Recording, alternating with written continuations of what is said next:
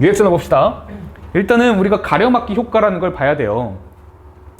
가려막기 효과가 뭐냐면 다전자 원자에서 전자 사이의 반발력이 원자 핵과 전자 사이의 인력을 약하게 하는 현상이래요. 이게 가려막기 효과라고 합니다. 가려막기 효과 좀 더 봅시다.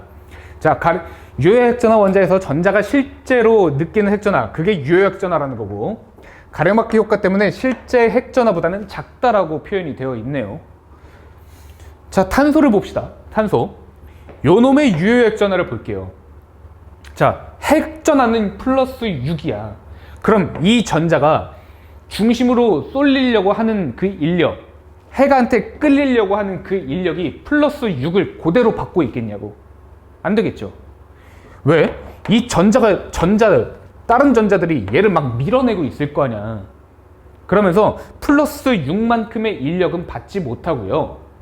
더 약한 인력을 받게 되겠죠. 이 전자가 밀어내는 힘을 고려를 해서. 아시겠죠? 한 플러스 4, 요 정도의 인력을 받고 있다라고 보시면 되겠죠.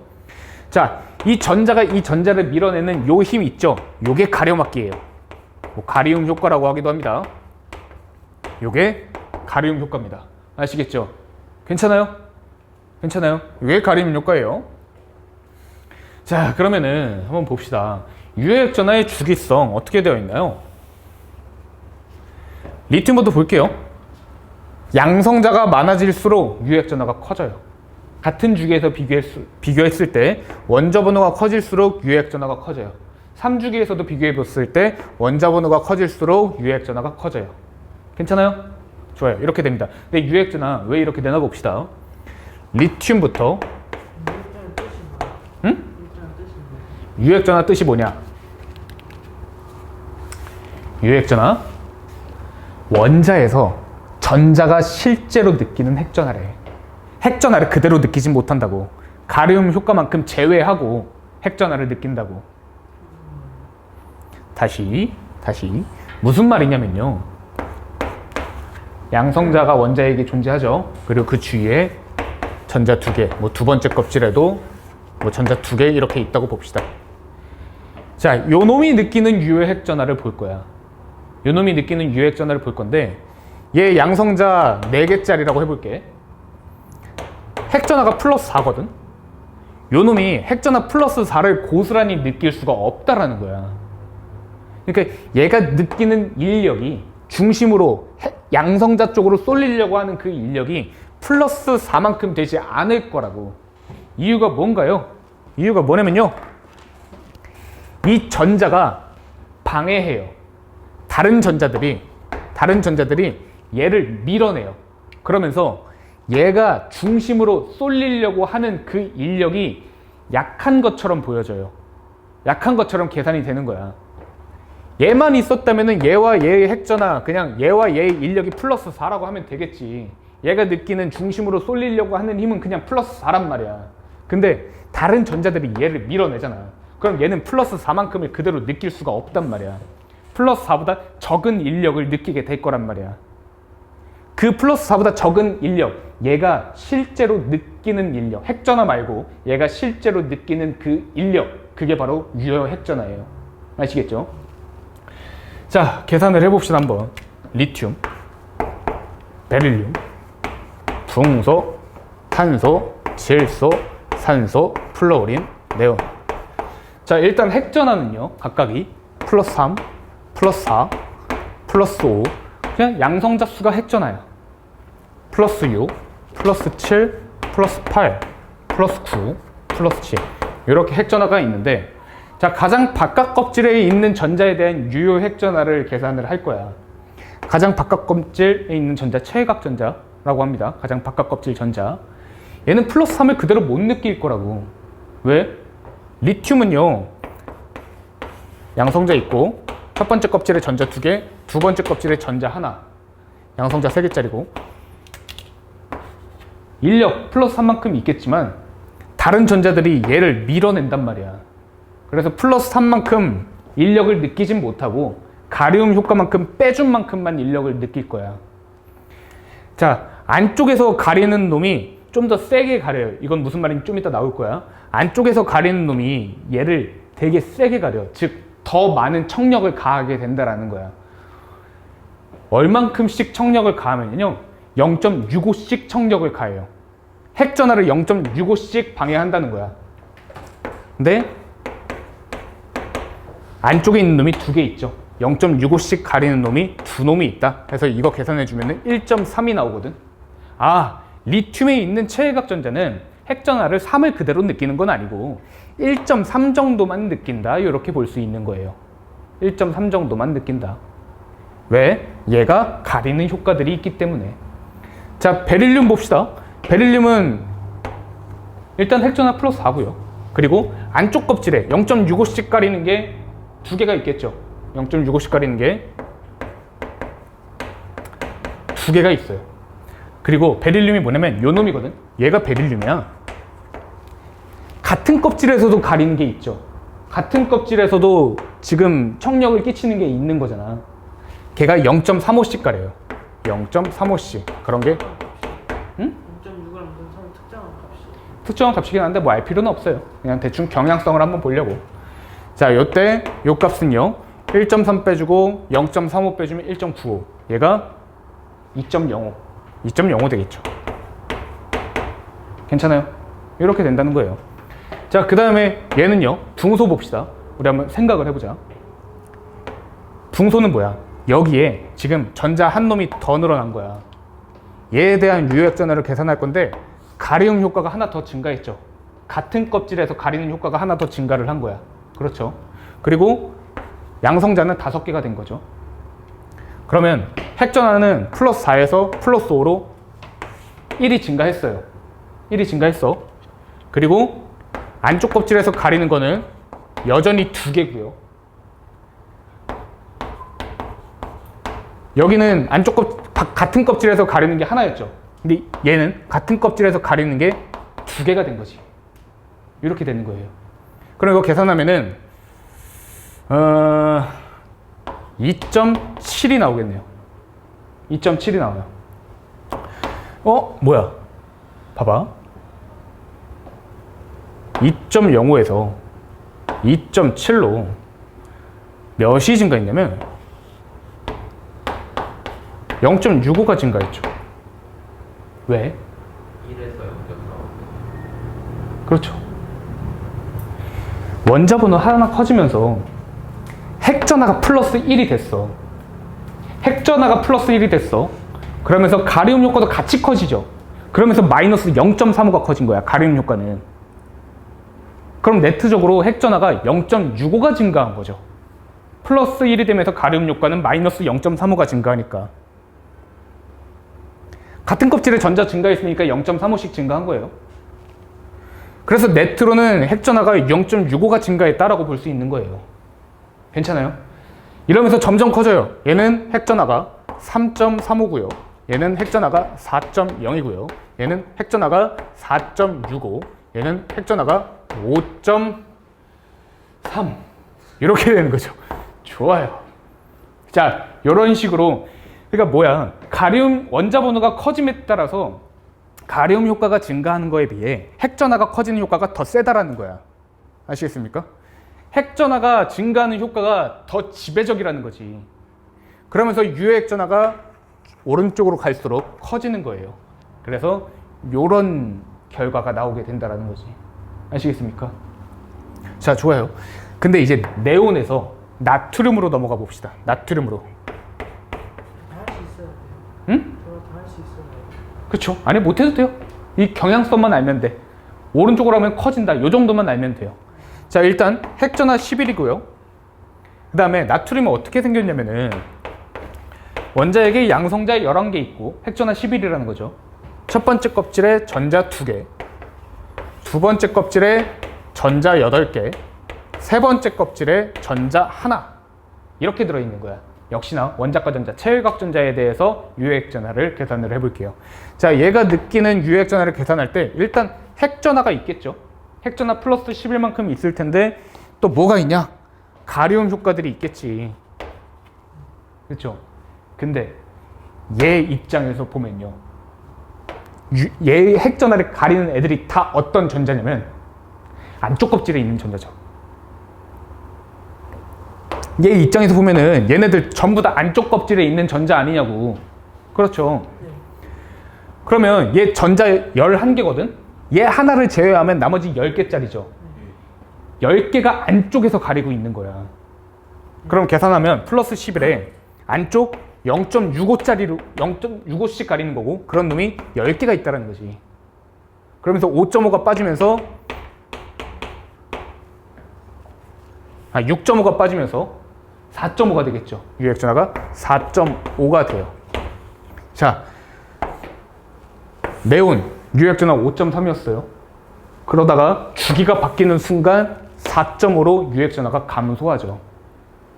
유액전화가 쭉쭉 증가하다가 주기가 바뀌는 순간 유액전화가 감소한다고. 아시겠습니까? 이거 왜? 얘까지는 뭐였냐면은 체외각전자에 대한 유액전화를 계산할 때, 가리움 효과를 계산을 할 때 그 가리는 애들이 같은 껍질에 있는 전자들이었지. 같은 껍질에 있는 전자들이 체외각전자를 가리고 있던 거라고, 대부분이. 근데 뭐야? 얘는 뭐야? 같은 껍질에서 가리는 게 아니라 안쪽 껍질에서 가리고 있죠. 나트륨 그렇잖아. 나트륨 체외각전자에 대해서 이제 가리움 효과가 다 안쪽 껍질에서 일어난단 말이야. 여기서는 0.35씩 가리던 애들이 여기서는 0.65씩 가리게 된 거야. 그러면서 유액전화가 급감을 한다고. 아시겠죠? 물론 이 숫자들이 다 정확한 건 아니에요. 그냥 대충 이런 경향성이 있다라는 거야. 그래서 쭉 커지다가 리튬에서 네온으로 커지다가 네온에서 나트륨으로 가면서 확 감소하고요. 역시나 3주기에서도 오른쪽으로 갈수록 유액전화가 증가합니다. 아시겠죠? 좋아요. 어렵나요? 조금만 외우면 돼요. 예, 이것만 외우면 돼요. 얘 다 필요 없어요. 이것만 외우면 돼. 에라이 새끼야. 자, 봅시다. 자, 같은 주기에서도 번호가 커질수록 유액전화가 커지죠. 같은 족에서는요. 커져요. 그렇죠. 리튬에서 나트륨, 베릴륨에서 마그네슘, 붕소에서 알루미늄 다 같은 족애들이거든. 역시나 같은 족에서도 원자 번호가 커질수록 2주기에서 3주기로 갈수록 주기가 커질수록 유액전화가 커진다라는 거. 그게 여기 그래프에 나와 있는 거예요. 아시겠죠? 어렵나요? 안 어렵죠? 유액전화 졸라 쉬워요. 자, 그렇습니다. 화장실이요? 안 돼요. 이거 풀고 와요. 자, 요 문제 한번 풀어볼게요.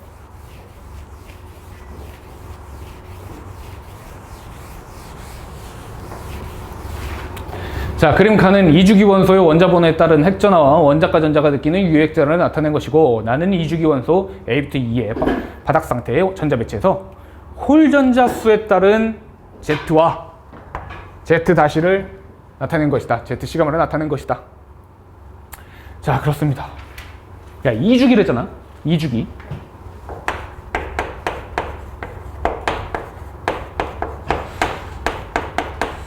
자, 요게 2주기고요. 홀전자수 1빵, 1, 2, 3, 2, 1빵. 요게 홀전자수예요. 그렇죠? 자, 2주기라고 했을 때 일단 A와 B는 홀전자수가 하나짜리네. A와 B 후보 이렇게 있고요. C와 D는 홀전자수가 2개짜리네요. C와 D 이렇게 있고요. 그 다음에 E는요, 홀전자수가 3개짜리예요. 얘네요, 얘. 얘가 E네요. 요건 특정 저지네. 얘가 질소고요. 자, 그 다음에 우리 유액전화 공식 하나 봅시다. 유액전화는 이렇게 표시를 하고요. 응? EFF. 예, EFF. 유액전화는 이렇게 표시를 하고요. 얘는 핵전화 Z에서 가리움 효과를 빼준 값이에요. 아시겠죠? 지금 여기서는 이 EFF 이거를 Z 스타 이렇게 표시를 해준 거예요. 유액전화. 그렇죠. 유액전화를 이렇게 표시를 해준 겁니다. 그러면 이거 식 옮겨 쓰면은 Z 스타에서 Z 빼준 게 시그마다. 아니지. Z에서 Z 시그마를 빼준 거죠. 시그마요? Z에서 Z 스타를 빼준 게 시그마다. 이렇게 되는 거죠. 이 시그마가 뭐냐면은 가리움 효과예요. 아시겠죠? 이렇게 되는 겁니다. 그럼 뭐지 이거? 이게 나타내는 게 뭐야? 유액전화. 가리움 효과를 나타내 준 거지. 가리움 효과 절대값을 나타내 준 거죠. 플러스 가려움. 그렇지. 원자 번호가 커질수록 전자도 많아질 거 아니야. 그러면서 가리는 효과도 커지겠지. 커진다고 했잖아. 핵전화도 커지지만 가리움 효과도 같이 커진다고 했다고. 그러면은 홀전자수 2개짜리가 뭐뭐 있냐면 탄소와 산소가 있어요. 그럼 C가 5고. 그렇죠. C가 5인 거야. 얘가 5야. 왜? 가리움 효과가 더 크니까. 얘가 탄소고요. 그렇게 되는 겁니다. 아시겠죠? 자, 그 다음에 왼쪽 그 원자번은 쓸 데가 없는 거. 원자번 이게 사실 필요가 없어요. 딱히 필요가 없어요. 왜 준지 모르겠어요. 이걸 알고 있으면 그냥 풀 수가 있어요. 예. 자, A와 B를 봅시다. 1, 1, 1 이렇게 있죠. 근데 A와 B가 F일 수 있겠냐고. A와 B를 봤을 때 가리움 효과가 지금 작은 놈들이잖아. 다른 놈들에 비해 작은 놈들이잖아. 근데 이 중에서 F는 가리움 효과가 꽤 큰 애야. 그럼 오른쪽에 있잖아. 전자가 많잖아. 네네네. 그러면 A와 B는 F일 수는 없는 거지. 근데 그 가장 어떻게 그렇게 확신이? 봐봐. A와 B가 지금 이게 뭐라고? Y축이? 유액 전하를 그 가리움 효과라고. 가리움 효과가 뭐야?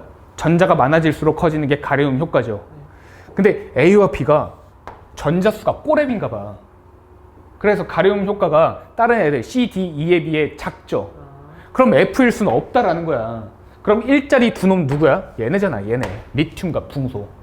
홀전자수 하나짜리인 거. 그러면 가리움 효과가 큰 A가 붕소고 작은 B가 리튬이고 이렇게 되겠죠.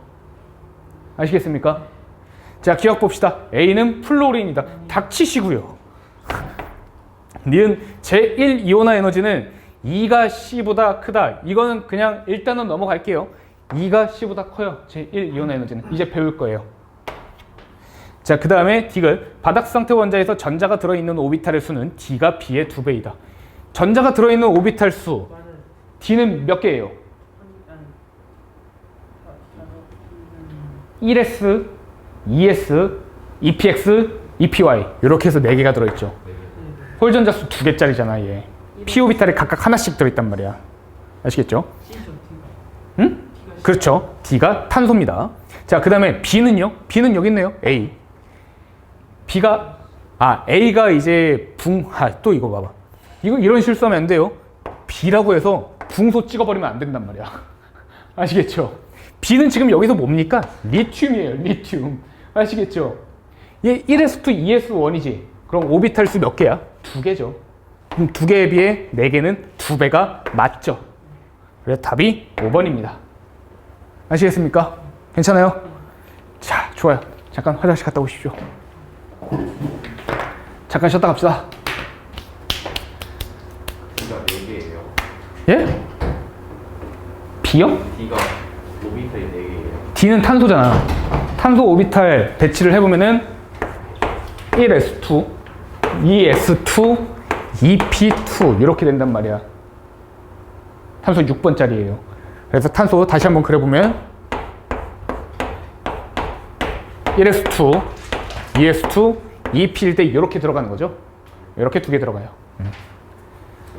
자, 민혁이 오늘은 좀 돼요? 네. 역시 또 까먹을 거죠? 아니 근데 예. 오늘은 그냥 내용 자체가 저번보다는 근데 저번 것도 좀 어렵지 않았어요? 오비탈 빼고는 다 할만했지? 예. 그래, 할만하다니까. 물론 좀 더 심도 있게 접근을 하는 건 있어요. 근데 원리를 다 알고 하면 편해.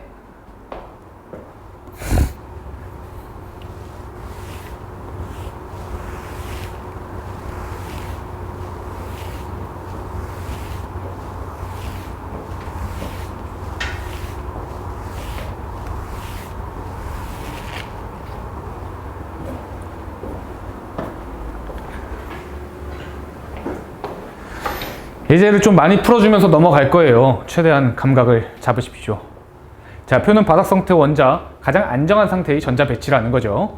가와 라에 대한 자료이다. 야, 바닥 상태가 맞냐 아니냐 그거를 따지는 규칙 3가지 뭐가 있냐면 훈투 규칙 좋아요. 파울리 베타 원리 또 싸움 원리 그렇게 3가지가 있었죠. 그거 세 가지 복습해 주셔야 합니다. 안 해주시면 되져요. 자, OF, MG, AL 이렇게 있다고 합니다. 맨날 돼진다고 말만 하지. 씨. OF, MG, AL 그렇습니다. 이렇게 네 가지가 있습니다. 홀전자수 2개짜리래요. 2개. 얘가 누구예요? 산소다 이렇게 딱 하고 찍혀야 된다고. 홀전자수 2개, 홀전자수 하나, 홀전자수 빵개, 홀전자수 하나 이렇게 보여야 돼요. 다 외우신 거야. 그 머릿속에 그려지는 거예요. 외운 거 아니에요? 안될 것 같아. 어? 그려져요. 외운 어? 거죠? 아니? 이걸 왜 외워?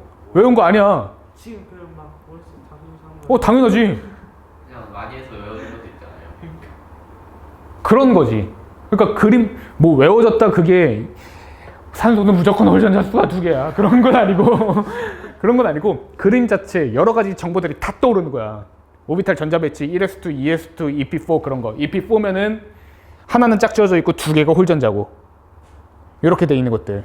그러니까 무슨 말이야? 산소 EP 그리면 EP4가 이렇게 그려진다고. 그래서 홀전자 2개라는 거. F는요? 이렇게 그려져서 홀전자수 하나라는 거. 이런 게 다 떠오르는 거야. 아시겠죠? 괜찮아요? 멋있어요. 쌍. 이게 멋있으면 안 돼. 당연한 거야, 당연한 거. 당연한 거 같진 않아요. 우리 고등학교 친구들 보면 당연하진 않아요. 적어도 니네는 나한테 배웠기 때문에 아무리 중학교 때 선행이 별거 아니다라고 해도 돼요. 반드시 이 정도는 하고 가야 돼요. 아시겠죠? 고등학생들 애들 보면은 야, 이족이 홀전자수 몇 개냐 하면은 2개? 빵개예요, 빵개.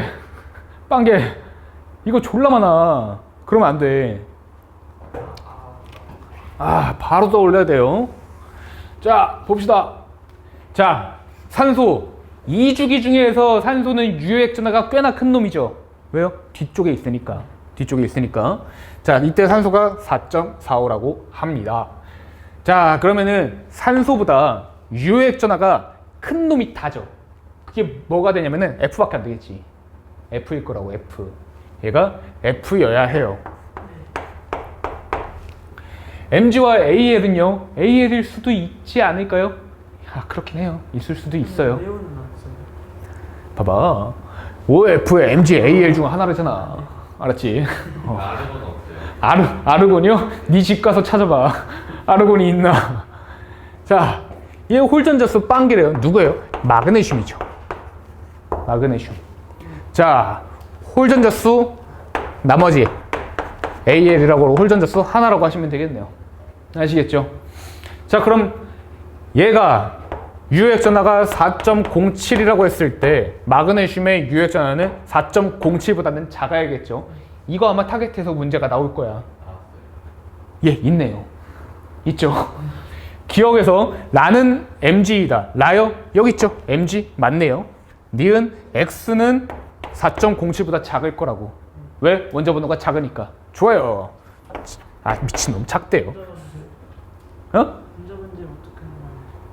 원자 반지름은요, 아까도 얘기했잖아. 양성자가 많아질수록 자기 중심 쪽으로 끌고 올 거라고. 아시겠죠? 자, 가와 다를 볼게요. 가와 다는 얘와 얘죠. AL과 F예요. 얘네들의 원자 반지름을 비교하래요. 그러면 3주기 쪽이 커요. 얘 뭐야? 2주기에서 가장 작은 놈이지. 2주기에서 졸라 작은 놈 아니야. 얘는요, 3주기 중에서 어느 정도 큰 놈이야. 3주기가 나트륨, 마그네슘, 알루미늄, 규소, P, S, Cl, AR인데 알루미늄 하면 어느 정도 앞쪽에 있잖아. 반지름 큰 놈이라고. 2주기에서 작은 놈, 3주기에서 큰 놈, 당연히 얘가 원자 반지름 크겠지. 그렇게 하는 거예요.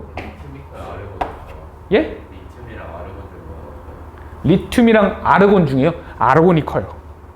아르곤이 커요. 죽이 따라가는 거야? 어? 죽이 따라가는 죽이 따라, 아니요, 꼭 그건 아니야. 무슨 말이냐면 어차피 다음 페이지에서 바로 원자 반지름 나와요. 표?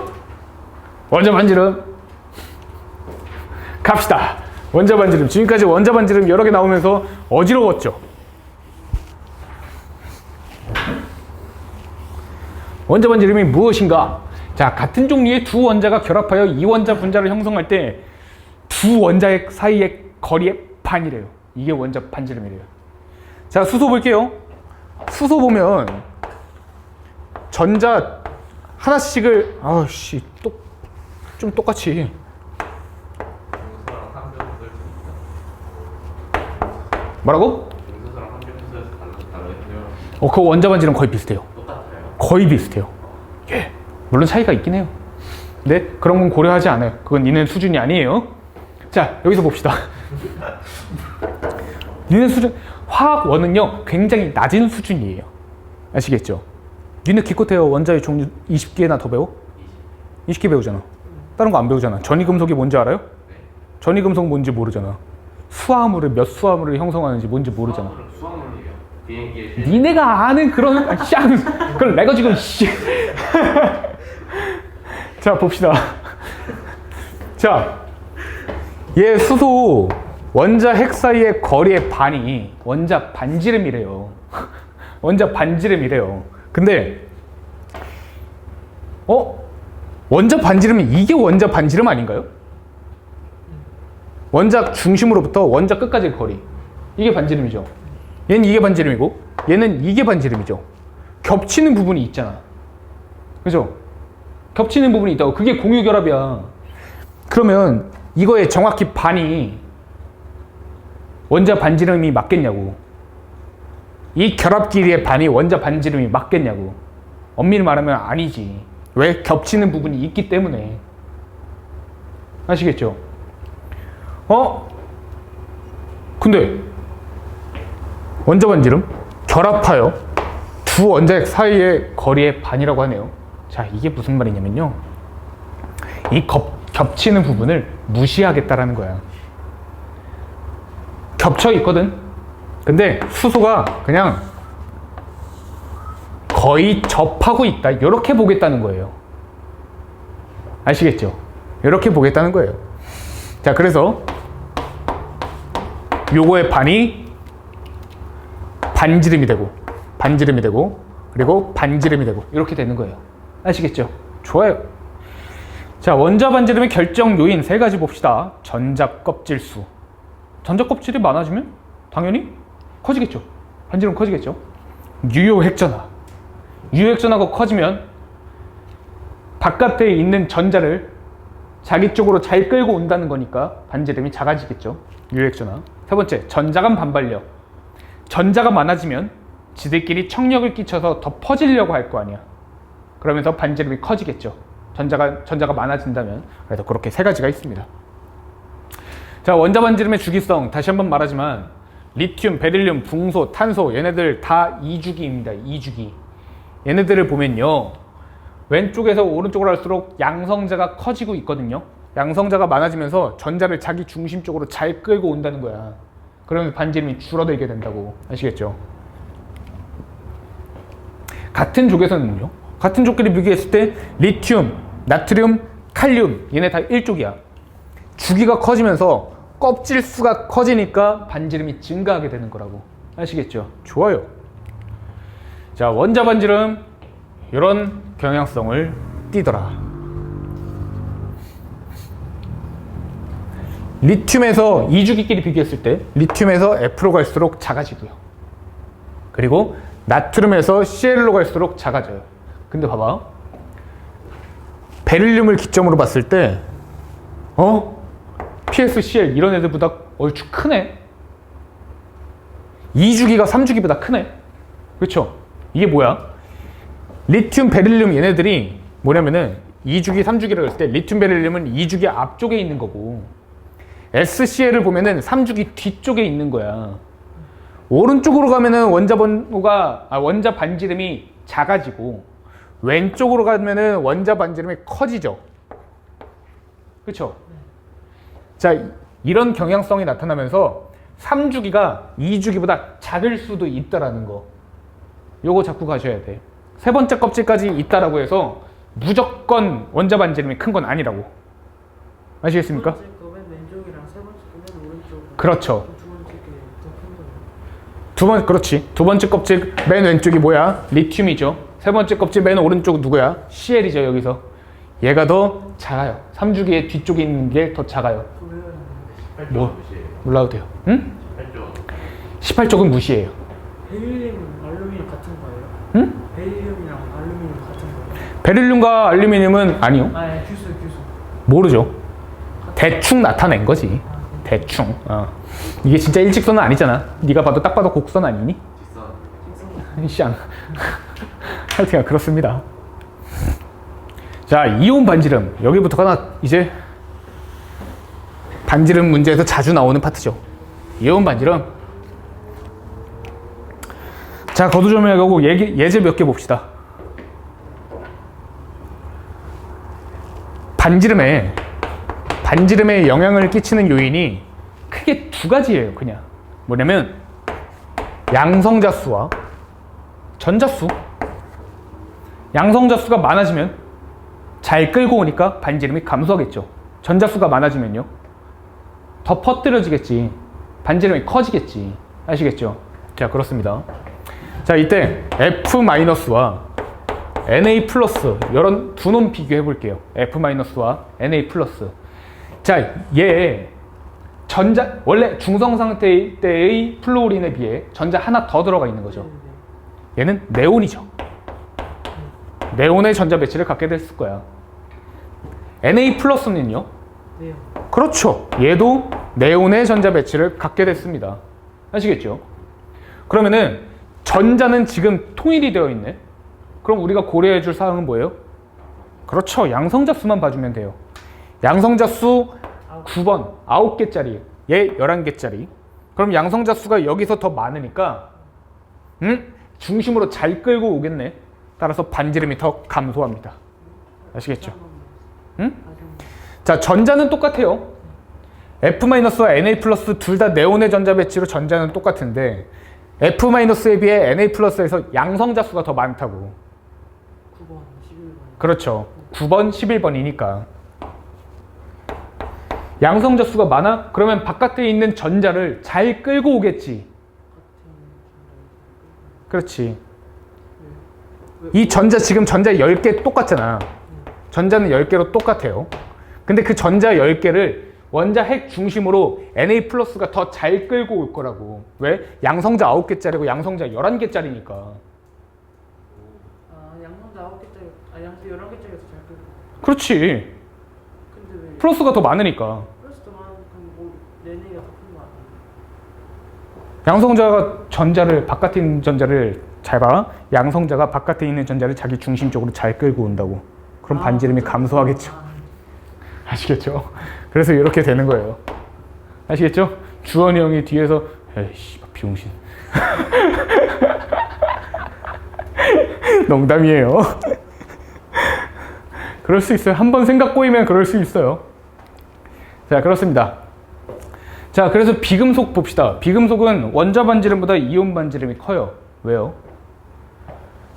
F 뒤쪽에 있는 애들이잖아. 이주기 뒤쪽. F와 F-를 비교하면 지금 전자를 얻는 애들이죠. 전자 얻으면은 청력이 더 커지죠.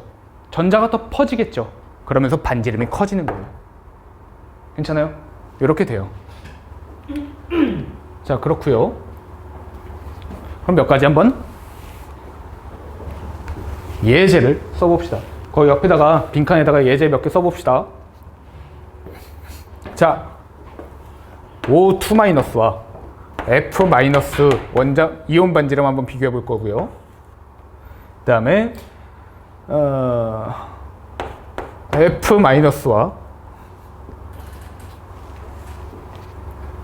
F-와 Mg2+ 비교해 볼 거고요. 그리고 F-와 Cl- 이렇게 비교해 볼게요.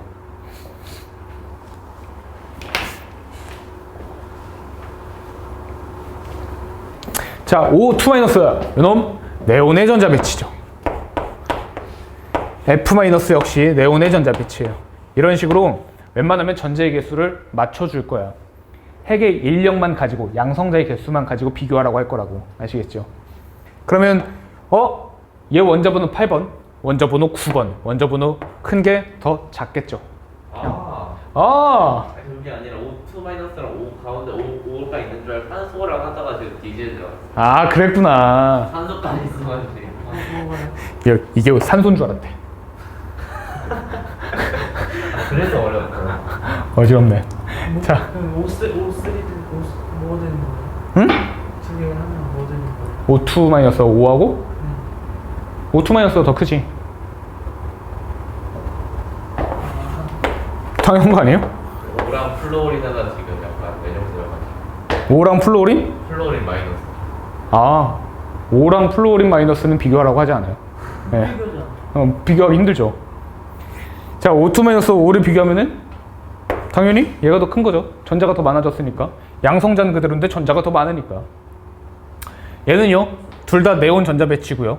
여기서 양성자가 더 많으니까 반지름 더 작고요. 얘는요, 얘는 네온의 전자 배치인데 얘는 아르곤의 전자 배치예요. CL 마이너스 더큰 거죠. 그렇죠. 그럼 얘가 더 큰 거예요. 여기 양성자가 더 많잖아요. 에이씨, 아니에요. F보다 CL이 반지름 더 크죠? 그러면 F-보다도 CL-가 더 큰 거예요. 아시겠죠? 이렇게 됩니다. 좋습니다.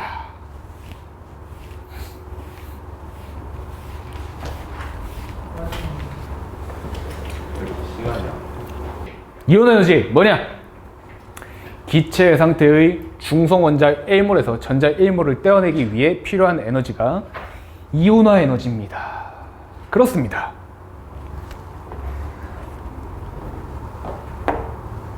리튬은요,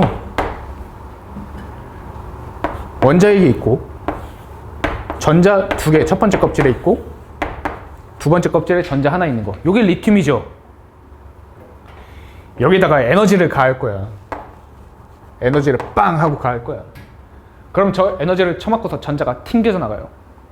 전자가 날아가 버려요. 그러면서 뭐가 되냐면요, 일단 구조부터 그리면 원자핵에 전자 2개 이렇게만 남겠죠. 가장 바깥 껍질에 전자 하나가 날아갔으니까. 그러면서 플러스 3개, 마이너스 3개였는데 마이너스 하나가 날아갔잖아. 플러스가 하나 더 많아요. Li 플러스가 돼버려요. 하나 이름. 응? 하나 이름. 전자 하나를 잃었으니까. 자, 이 전자 하나를 잃게 만든 이 에너지 있죠? 이 에너지, 이게 이온화 에너지예요.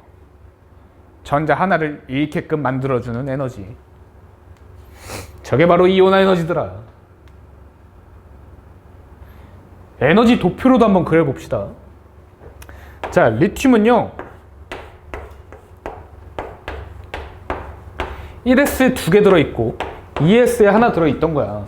자, 전자를 밖으로 방출시켰다는 게 무슨 말이냐면은, 얘네 사실 뭐 무한번째 껍질까지 존재하겠죠. N이 1, 2, 3, 4, 5, 6, 7, 8, 9, 10 이렇게 무한번째까지 있겠죠. 무한번째 껍질까지 전자를 날려버리면 그게 방출시켜버린 거야. 아시겠죠?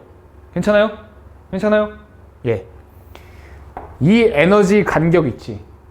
ES 에너지 준위로부터 무한번째 껍질까지의 에너지 이 간격, 요게 이온화 에너지예요. 아시겠어요? 요 에너지 간격에 해당하는 만큼의 에너지를 주면은 이 전자가 빵 떠서 밖으로 나갈 수가 있어요. 아시겠죠? 요 간격이 이온화 에너지다. 자, 그러면은 이 이온화 에너지 간격이 작을수록 무슨 말이지? 나트륨 봅시다. 나트륨이 여기 있어요. 3S. 3S에 전자가 채워져 있죠. 빰빰 빰빰. 3S에 하나 들어있는 게 나트륨이죠. 3주기 1쪽. 요거 되나요? 3S에 하나 들어있는 게 나트륨이에요. 요게 돼야 돼요. 되셔야 되었고, 3S에 하나 들어있는 게 나트륨이에요. 샹. 나트륨이 누구냐고요? 나트륨이요? 아, 나트륨. 나트륨이 누구냐면 소듐이에요. 소듐. 아시겠죠? 샹. 자, 갑시다. 자, 이 전자를 한번 날려볼게요.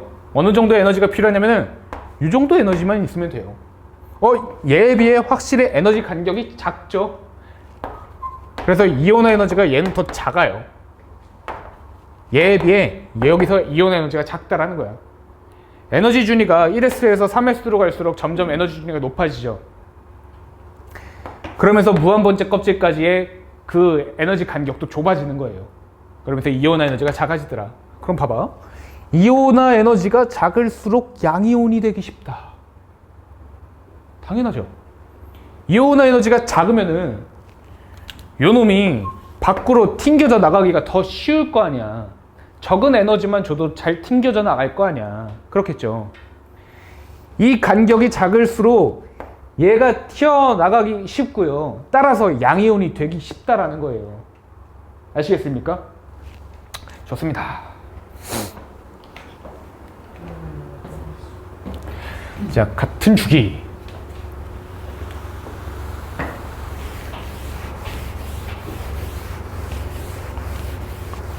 같은 주기, 원자 번호가 클수록 유효액 전하가 증가하여 원자핵과 전자 사이의 인력이 증가하기 때문에 대체로 증가한다. 대체로 증가한다. 같은 주기에서 원자 번호가 커지면요, 유효액 전하가 증가하죠. 그럼 전자를 더 자기 중심적으로 잘 끌고 오겠지. 그럼 걔를 밖으로 이탈시키기가 편하겠냐? 어렵겠지. 그래서 유효액 전하가 증가할수록 원자 번호가 커질수록 원자핵과 전자 사이의 인력이 증가하여 이온화 에너지가 대체로 증가한다라는 거야. 아시겠습니까? 물론 대체로야, 대체로. 이런 식으로 원자 번호가 큼에도 불구하고 작아지는 구간이 있긴 해요. 이온화 에너지의 예외라고 합니다. 자, 그리고 같은 쪽에서요, 원자 번호가 클수록 전자 껍질 수가 증가하여 원자핵과 전자 사이의 인력이 감소하므로 이온화 에너지가 감소한다. 뭐야? 리튬과 나트륨 1쪽을 볼게요. 1쪽. 자, 리튬은 2주기 두 번째 껍질에 전자가 들어있는 거고, 나트륨은 세 번째 껍질에 전자가 들어있는 거야. 그러면 원자핵으로부터 전자까지의 거리가, 가장 바깥 껍질의 전자까지의 거리가 여기서 더 가깝겠죠. 나트륨에 비해 리튬에서 그 거리가 더 가까울 거란 말이야. 그러면 그 가까운 전자가 원자핵에 조금 더 강하게 속박이 되어 있겠지. 따라서 여기서 전자 나가기가 더 힘들어져요. 여기서 전자 나가기가 더 편해요. 그래서 나트륨이 이온 에너지가 작아요. 아시겠죠? 그렇게 됩니다.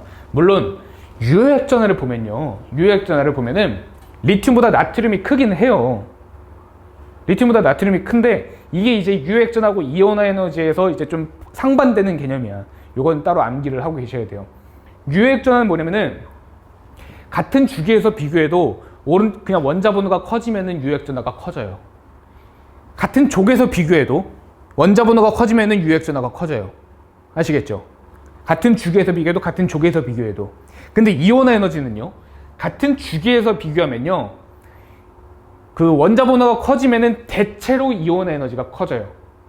근데 같은 족에서는요, 원자 번호가 커지면 이온화 에너지가 작아져요.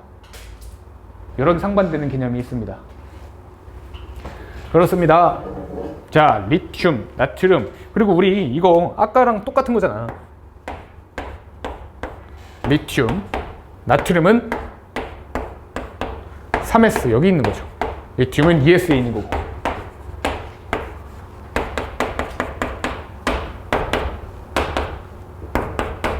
자, 이게 리튬, 나트륨. N은 무한대 어디야? N은 무한대. 그러면 2s로부터의 무한번째까지의 거리, 3s로부터 무한번째까지의 거리, 이게 더 에너지 간격이 작죠. 따라서 얘가 더 잘 날아갈 거라고. 잘 날아간다라는 게 뭐야? 이온화 에너지가 작다라는 거예요. 아시겠죠? 그렇게 되는 겁니다. 그렇습니다. 그래서 리튬보다 나트륨에서 사실 조금 더 작아요. 같은 족에서 비교했을 때 원자 번호가 커질수록, 같은 족에서 비교했을 때 원자 번호가 커질수록 이온화 에너지가 작아질 거라고. 아시겠죠? 좋아요. 헬륨이 제일 큰 거예요. 헬륨은 왜 제일 크냐고요? 이온화 에너지는요, 비활성 기체에서 제일 커요. 이온화를 왜 하는 건데? 안정해지려고. 헬륨 안정할 필요 있어요? 없죠. 자, 그럼 헬륨, 네온, 아르곤 셋 다 18쪽이거든? 위에 있는 게 크다고. 따라서 헬륨이 이온화 에너지가 제일 커요. 제일 안정하면 이온에는 필요 없잖아요. 제일 안정하면, 근데 거기서도 억지로 떼어내려고 한다면 이렇게 된다는 거지. 헬륨에서 이온화를 억지로 시키려고 한다면 이거는 필요 없잖아요. 필요 없지. 필요 없는데 억지로 어떻게 억지를? 에너지를 때려 박는 거야. 전자 하나를 우리 예전에 이거 했잖아. 알파 입자 산란 실험 헬륨 2 플러스 이거 했었잖아. 전자 2개 방출시킨 거 아니냐고. 네. 그렇지.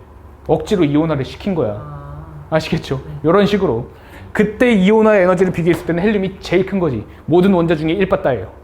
아시겠죠? 예, 좋아요. 2,500kJ를 어느 정도예요? 응? 뭐? 2,500kJ 2500kJ/몰이면 어느 정도냐면 저도 몰라요. 자, 그렇습니다. 어쨌든 자, 이온화 에너지 주기성의 예외 요거까지 봅시다.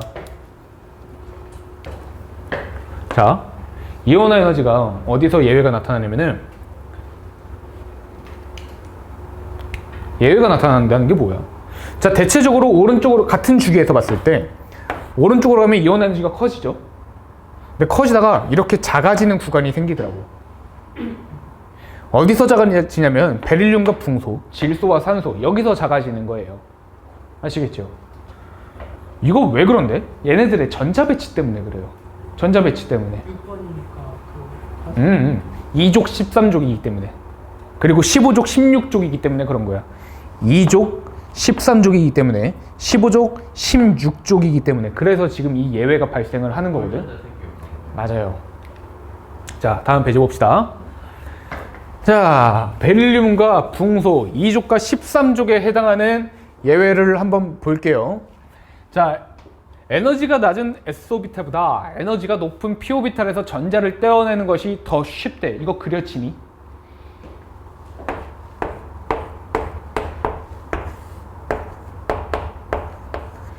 ES에서 떼는 것보다 EP에서 떼는 게 더 쉽다라는 거야. 아시겠죠? 자, 베릴륨은요 여기까지 채워져 있는 게 베릴륨이에요. 아시겠어요? 근데 붕소는요 처음으로 EP에 들어가기 시작을 해요. 그러면서 베릴륨에서의 이온화 에너지보다 붕소에서의 이온화 에너지가 더 작게 되는 거예요. 이거 가능하세요? 괜찮아요? 좋아요. 그래서 예외가 나타난다. 자, 그럼 어디서 예외가 나타난다고? ES에서 처음으로 P오비탈에 그 전자가 채워지기 시작할 때 그때 예외가 나타난다라는 거야. 자, 두 번째. 그래서 위에 있어서 가까워요. 그렇죠. 가까워져서.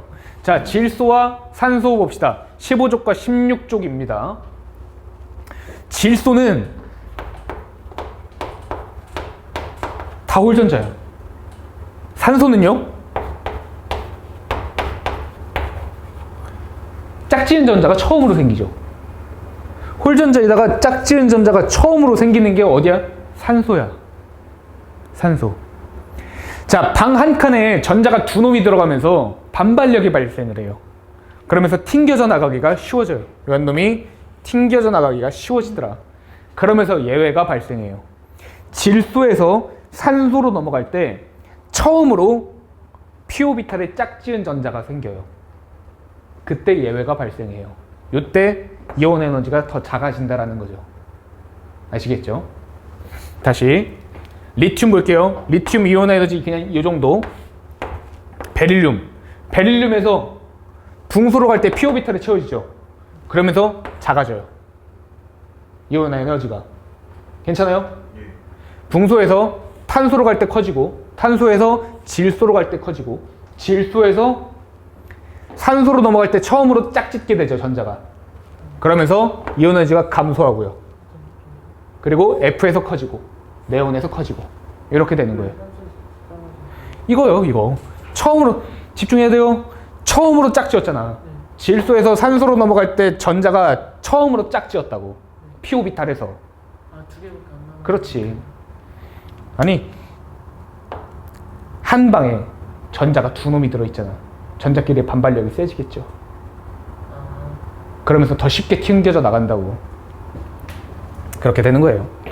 자, 리튬, 베릴륨, 붕소, 탄소, 질소, 산소, 플로린, 네온. 근데 막 이러다가 내가 N이 뭐지? 질소랑 질소. 플로리랑 막 바뀔 때도 있어요. 아니요, 없어요. 그러니까 지금 내가 그 순서를 맞췄어요. 리튬에서 베릴륨, 베릴륨에서 붕소로 갈 때 2족, 13족 예외가 발생을 해서 작아진다 했죠. 그때 리튬보다는 살짝 높아요. 그런 규칙이 있어요. 그 다음에 질소에서 산소로 갈 때 작아지죠. 근데 탄소보다 살짝 높아요. 아시겠어요? 이런 예외가 있더라. 자, 2족과 13족의 예외를 내가 S에서 처음으로 P의 전자가 들어가면서 예외가 발생한다 했죠. 이 예외를 SVSP라고 합니다. SVSP 때문에 예외가 나타난다. 질소와 산소는요.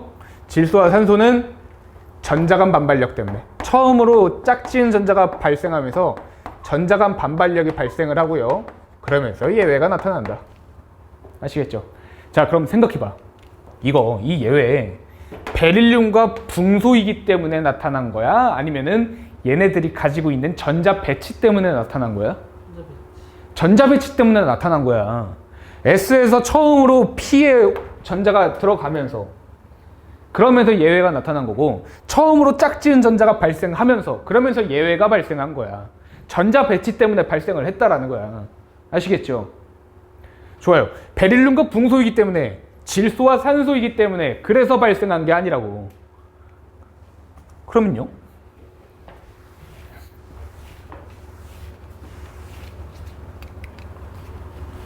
순차적 이온화 에너지를 봅시다. 순차적 이온화 에너지가 뭐죠? 한 번만 뗄 수 있는 건 아니야. 자, 마그네슘 전자, 아니 베릴륨 전자 4개죠. 그럼 엄밀히 말하면 전자 4개까지 뗄 수 있는 거야. 전자 4개짜리니까. 그렇죠? 자, 예외 좀 더 볼게요. 리튬, 베릴륨, 붕소, 탄소, 질소, 산소, 플루오린. 얘네 봤을 때 예외 어디서 발생하냐면요. 베릴륨에서 붕소로 갈 때 예외 발생하죠. 왜? SVSP 때문에. 괜찮아요? 처음으로 p 오비탈의 전자가 채워지기 시작하면서, 그리고 질소, 산소로 갈 때, 질소에서 산소로 갈 때 또 예외 발생하죠. 전자간 반발력 때문에. 그쵸? 자, 베릴륨과 붕소 왜? 전자 배치가 어떻길래? 베릴륨은 이렇게 돼 있고, 붕소는 p 오비탈의 전자가 막 채워지기 시작한 거죠. 이게 베릴륨, 붕소. 질소는 이게 질소고요. 산소는요. 이게 산소예요. 어이씨, 질소 미쳤나봐. 어이씨. 질소는 요게 질소죠. 처음으로 짝진 전자가 이렇게 발생할 때 또 예외가 발생한다는 거지. 근데 봐봐. 1차 말고 순차적 이온화 에너지 저 개념 따와서 2차 때 볼게요. 한 번 떼어내고 그 다음에 한 번 더 떼어놓는 거 볼게요. 자, 붕소가 전자 하나 떼어지면은, 붕소가 전자 하나가 날아가면요, 베릴륨의 전자 배치를 갖게 되죠. 그렇겠죠? 얘가 하나 날아가면 이 꼴 되는 거 아니야. 그럼 얘는 이게 되고 얘는 이게 돼요. 붕소가 베릴륨의 전자 배치를 갖게 되고 탄소가 붕소의 전자 배치를 갖게 돼요. 그럼 2차 관점에서 봤을 때 붕소와 탄소의 관계가 SVSP라는 거야. 괜찮아요? 2차에서 봤을 때는 이게 붕소의 전자 배치고요, 요게 탄소의 전자 배치예요. 한번 떼어내고서 봤을 때는. 괜찮아요? 붕소와 탄소를 보니까 2차 관점에서 붕소와 탄소를 보니까 SVSP에 해당하는 전자 배치네요. S에서 처음으로 P의 전자가 들어가기 시작하는 전자 배치네요. 그럼 이번에는 붕소와 탄소에서 예외가 발생을 하는 거예요. 2차 때는 여기서 예외가 발생을 하는 거야. 1차 때는 베릴륨과 붕소에서 발생을 하죠. 다시 잘 생각해봐. 1차 때는 베릴륨과 붕소에서 SVSP에 해당하는 전자 배치 때문에 예외가 발생을 합니다. 2차 때는요, 붕소는 베릴륨의 전자 배치를 갖게 됐고 탄소가 붕소의 전자 배치를 갖게 됐죠. 붕소와 탄소가 SVSP에 해당하는 전자 배치를 갖게 된 거라고. 따라서 2차 때는 얘네 사이에서 예외가 발생하게 된 거야. 아시겠어요? 3차 때는요. 이번에는 3개 뗀 거죠. 3개 떼는 거야 이제. 3개 뗄 때야. 이미 2개는 빠졌어. 3차 때가 언제야? 2개 빠지고 이제 3번째 하겠다는 거거든. 2개 빠졌을 때 전자 배치가 어떻게 돼 있냐면요. 탄소는 베릴륨의 전자 배치를 갖게 됐겠죠. 2개를 뗐으니까. 전자 2개 빠졌으니까. 질소는요. 붕소의 전자 배치를 갖게 됐겠죠. 탄소와 질소가 지금 베릴륨과 붕소의 전자 배치를 갖게 됐지. 그럼 이번에는 여기서 예외가 발생하는 거야. 한 칸씩 밀린다라는 거야. 1차 예외 여기서 있었죠. SVSP 때문에. 2차 SVSP에 해당하는 예외는 여기서 발생하고 한 칸 밀렸죠. 3차 때는 여기서 발생하고 4차 때는 여기서 발생하고 5차 때는 여기서 발생하는 거예요. 아시겠죠? 5차 때 여기서 발생하는 예외는 SVSP에 해당하는 예외라고. 자, 그 다음에 질소와 산소 볼게요. 질소와 산소 전자간 반발력 때문에 여기서 예외가 원래 발생을 했었죠. 2차 때는 산소 이미 한 번 빠졌을 거 아니야. 2차 관점에서 본다면 산소가 질소가 됐고 F가 산소가 됐다고. 그럼 여기서 이제 예외가 발생을 하겠죠. 2차 때는 이렇게 돼요. 자, 요게 이온화 에너지입니다. 이온 에너지 마지막 내용, 진짜 마지막 내용 볼게요.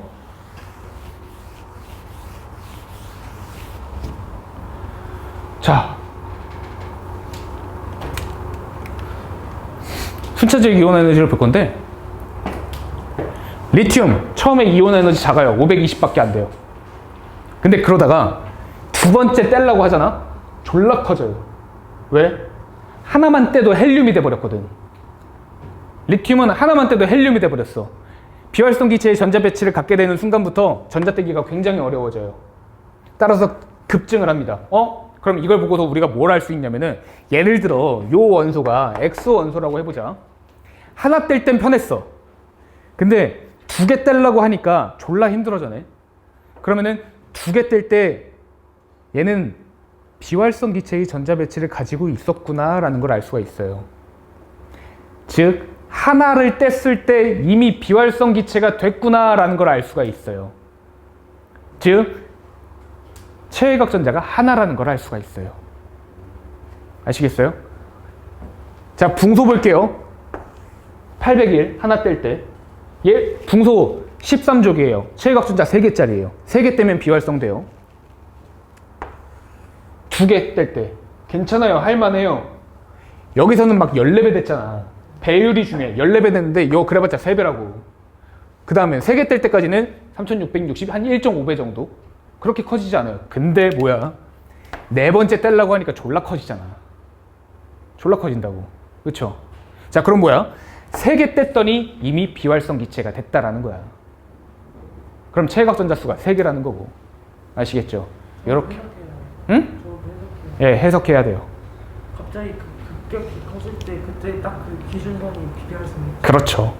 그래서 나트륨도 봅시다. 첫 번째 딱 되니까 두 번째부터 졸라 어려워졌죠. 최외각 전자 하나라는 거예요. 두 번째 때 급증을 하잖아. 여기 마그네슘도 볼게요. 마그네슘 최외각 전자 2개짜리거든. 하나 2개까지 떼는 건 괜찮아. 근데 3개째 떼려고 하니까 졸라 힘들어진다고. 490년이 더 큰 거 아니에요? 4562예요. 4562. 네. 그래서 급증을 하더라. 그래서 급증하는 구간을 통해서 최외각 전자 수를 우리가 알아볼 수가 있습니다. 자, 요게 이온화 에너지입니다. 다음 주부터 여기 이온화 에너지 문제 쫙 풀어나가면서 좀 더 이해해 보도록 합시다. 오늘 수고하셨습니다. 양성자가 나올 때까지 안 돼요. 안 떼요. 못 떼요. 쓸데없는 짓이에요. 그때 어? 헬륨 플러스 헬륨이니까 양성자가 2개짜리니까 그나마 뗄만한 거야.